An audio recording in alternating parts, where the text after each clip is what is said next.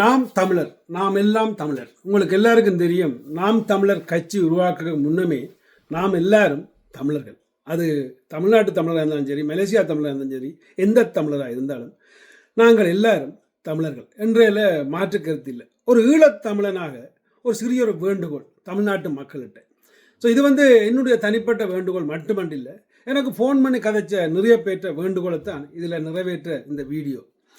அதாவது உங்களுக்கு எல்லாருக்கும் தெரியும், தமிழ்நாட்டு இளைஞர்கள் படித்து விட்டு இங்கிலாந்துக்கு ஸ்டூடெண்ட் விசா எடுத்து இங்கே வருவார்கள், படிப்பதற்கு வருவார்கள். ஸோ அப்படி படிக்க வருவர்கள் வேலை செய்வது அதிகபட்சம் ஈழத்தமிழர்களின் கடைகளில். அப்போ ஈழத்தமிழர்கள்ன்ற கடையில் வேலை செய்கிற அவர்கள் ஒரு சிலர் உண்மையை சொல்ல போனால் நாம் தமிழருக்கு எதிரானவர்கள், நாம் தமிழர் கட்சிக்கு எதிரானவர்கள். ஆனால் அவர்கள் தமிழர்கள், ஆனால் அவர்கள் வரலாறு மறந்து, அவர்களுடைய நிலைமை மறந்து, அவர்கள் செய்யும் சில வேலைகளை இங்கே உள்ள ஈழத்தமிழர்கள் அவர்கள் விளங்கப்படுத்தி சொல்லி, எங்களுக்கு நாம் தமிழர் கட்சி தேவை, எங்கள்ட வாழ்க்கைக்கு தேவை, எங்கள்ட நாட்டு பிரச்சனையை தீர்க்கிறதுக்கு ஏதோ ஒரு சக்தி இந்தியாவில் உருவாகணும், இந்தியா மேலிடத்தை ஆட்டி படைக்கக்கூடிய அளவுக்கு இருக்க வேணும், அப்போ அதுக்கு எங்களுக்கு ஆதரவான ஒரு கட்சி அங்கே தமிழ்நாட்டில் இருக்க வேண்டும். நிச்சயமாக ஒன்றும் செய்ய முடியாதுன்னு எங்களுக்கு தெரியும் மேலிடத்தை தாண்டி. ஆனால் மேலிடத்தை நிச்சயம் ஆட்டி படைக்கலாம் தமிழ்நாட்டில் உள்ளவர்கள், நேர்மையாக உள்ளவர்கள். ஆனால் பணத்துக்காக உள்ளவர்களால் அதை ஆட்டி படைக்க முடியாது.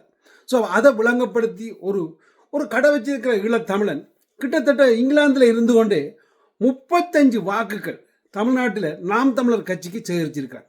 இதுவரையும் அந்த குடும்பம், அதாவது தமிழ்நாட்டில் இருந்து வந்த இங்கிலாந்துக்கு வந்த ஒரு இளைஞர்கள் 3 பேருக்கிட்ட ஒரு கடையில் வேலை செய்கிறார்கள். ஆனால் அவர்கள் இதுவரையும் போட்டது என்னவோ வாக்குகள் மற்ற கட்சிகளுக்கு தான்.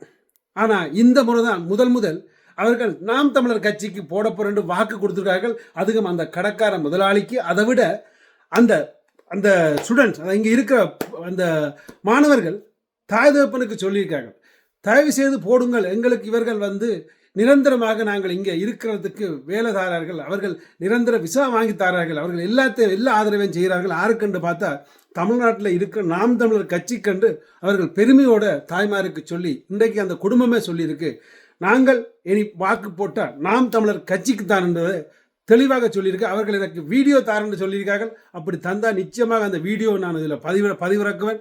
அதாவது ஒரு ஈழத்தமிழனால் 35 வாக்குகள் நாம் தமிழர் கட்சிக்காக சேரிக்க முடியுமெண்டா அந்த ஈழத்தமிழன்ற மன வருத்தத்தை தமிழ்நாட்டு தமிழர்கள் கொஞ்சம் புரிந்து கொள்ளுங்கள்.